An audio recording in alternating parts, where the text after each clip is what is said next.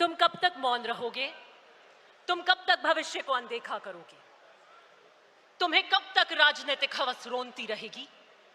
तुम कब तक देश को यूं ही नफरत की राजनीति में झुलसने दोगे? तुम कब तक झूठ कपट के हवाले होने दोगे देश को?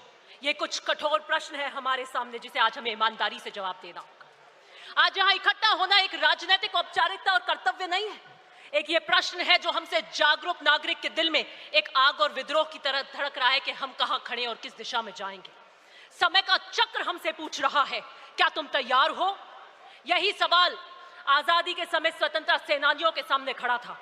यही सवाल 1971 की जंग में सैनिकों के सामने खड़ा था, और आज 2025 में यही सवाल हमारे सामने पुनः खड़ा है।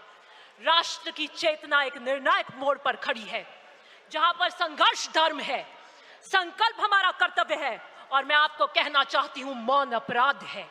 हमें तय करना है कि हम इतिहास के दर्शक बनेंगे या उसके निर्माता। भारत एक ऐसे मोड़ पर खड़ा है जहां दीप बुझने लगे हैं, संकल्पों की आस्था दरकने लगी है, मंचों पे से आदर्शों के भाषण के पीछे आत्मा मौन होती जा रही है।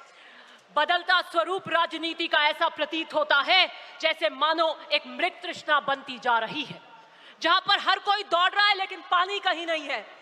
हमारे सामने भले ही बंदूक और बारूद की चुनौती आज खड़ी नहीं हो, लेकिन यह समय कम खतरनाक नहीं है, और हमें तय करना है कि आने वाले इसमें हम इस संघर्ष की आवाज बन पाएंगे कि नहीं बन पाएंगे।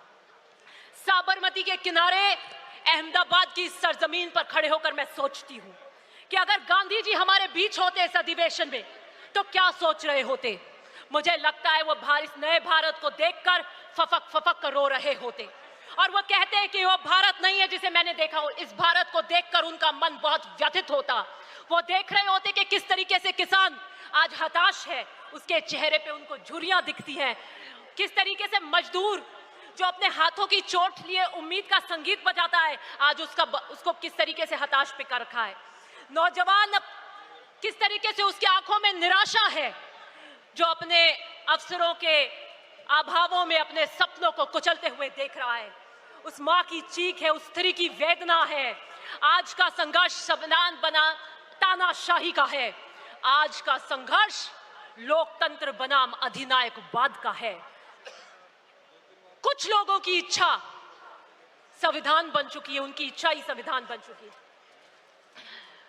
मैं आपको यही कहना चाहती हूं कि बीजेपी आरएसएस ने धर्म की राजनीति को अपना औजार बना दिया है।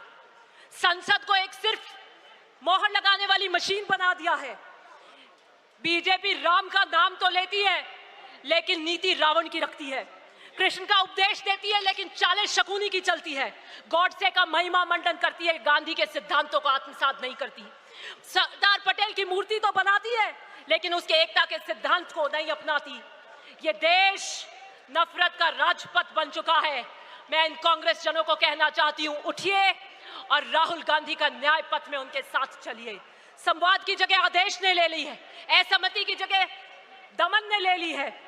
ये तानाशाही निजाम कब्रिस्तान, शमशान, मंगलसूत्र, मुजरा, बटेंगे तो कटेंगे जैसे नारों की राजनीति कर रहा है। ये लपटे संविधान को जला रही हैं। मैं आखिर में यही कहना चाहती हूं कि आम आदमी की चीख मौन बन चुकी है। उसकी आवाज में न गजलों का लहजा है, न इशारों की नजाकत है। उस मां की चीख जिसने अपने बेटे को सांप्रदायिक हिस्सा में खोया है। गुजरात की यह धरती हमें क्रांति के लिए पुकार रही है। कांग्रेस का ये कार्यकर्ता बापू की अहिंसा का संकल्प है, नेहरू का विजन है, सरदार पटेल का लौह संकल्प है, लाल बहादुर शास्त्री की सादगी है, इंदिरा गांधी का साहस है, राजीव गांधी का बलिदान है, सोनिया गांधी का संघर्ष है, और राहुल गांधी का धैर्य है। ये समय, आई एम जस्ट कंक्लूडिंग, ये समय भीष्म की प्रतिज्ञा का है, ये भीष्म मौन का नहीं है। आइए चलिए और राहुल गांधी जी के इस न्याय पथ में उनके साथ कंधे से कंधा मिलाकर चलिए। बहुत बहुत